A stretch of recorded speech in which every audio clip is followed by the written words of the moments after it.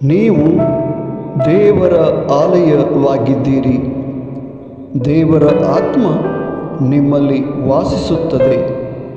1 ಕೊರಿಂಥ 3ನೇ ಅಧ್ಯಾಯ 16ನೇ ವಚನ.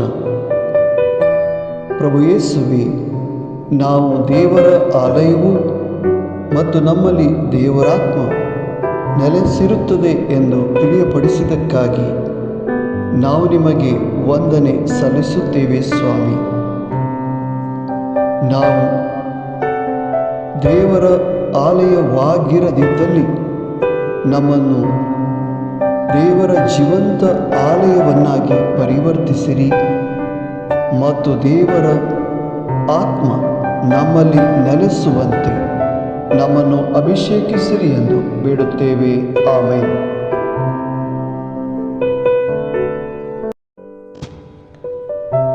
तुम्ही देवाचे मंदिर आणि देवाचो आत्मो तुमचे थंय बिडार करणं आसा. कोरिंथीकांक बरयलें पत्र 20:3-16.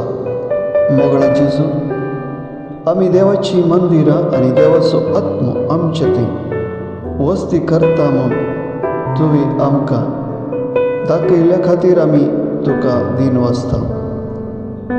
आमी देवाची मंदिरां जावं ना तर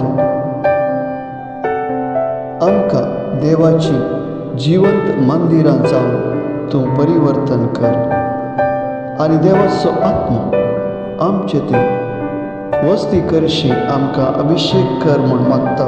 आमेन.